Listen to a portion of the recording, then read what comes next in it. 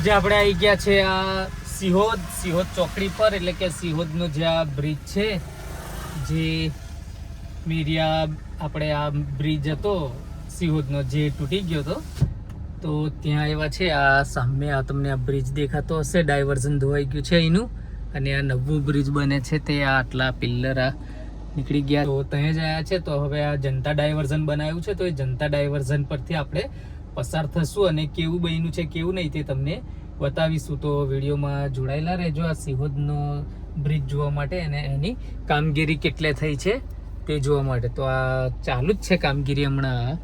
તો આટલા પિલ્લરો નીકળી ગયા છે, તો આપણે ડાયવર્ઝન બાજુ હવે જઈશું, જે જનતા ડાયવર્ઝન તરીકે ઓળખાય છે પાવીજતપુર, અને એની આજુબાજુની ગ્રામજનોને લોકોને પાવીજતપુર આવવા માટે ખૂબ જ તકલીફ પડતી હતી, જેના કારણે આ ડાયવર્ઝન તાત્કાલિક જ બનાવી દેવામાં આવ્યું છે. તો એવા ડાયવર્ઝનમાંથી આપણે પસાર થઈ રહ્યા છીએ.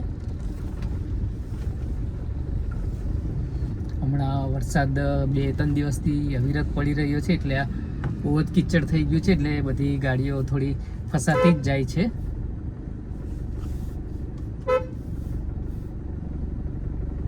એટલે કે બહુ કિચડ કાદવ કિચડ થઈ ગયું છે, એમાંથી પસાર થવાનું છે.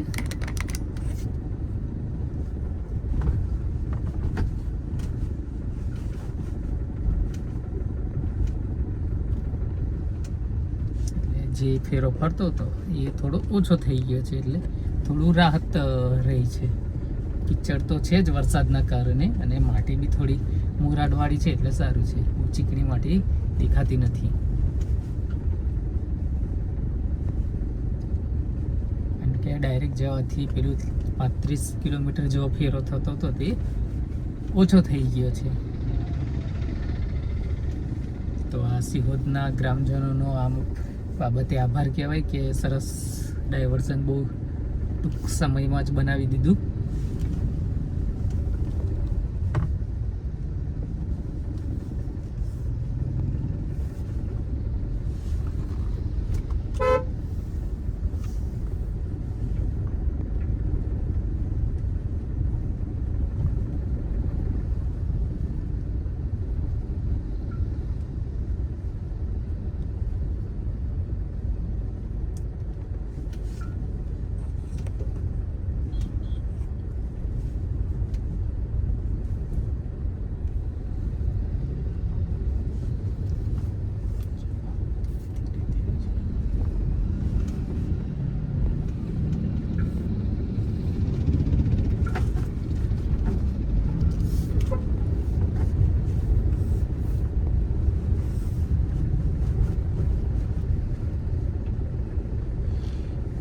થોડી તકલીફ તો છે જ, ગાડી આખી રેલાઈ જાય છે, સાઈડ પર જતી રહે છે, એટલે ધ્યાન રાખીને ચલાવવું પડે એવું છે.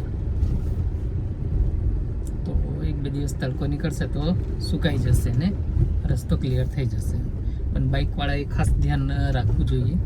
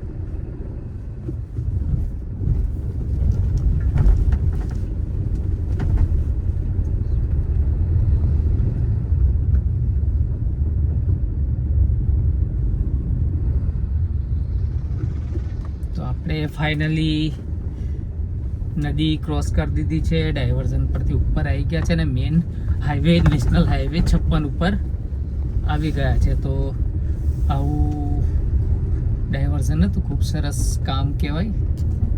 તો તમે વિડીયો જોવા માટે અમારી ચેનલને લાઈક કરો, શેર કરો ને સબસ્ક્રાઈબ કરતા રહેજો અને કોમેન્ટ પણ કરજો.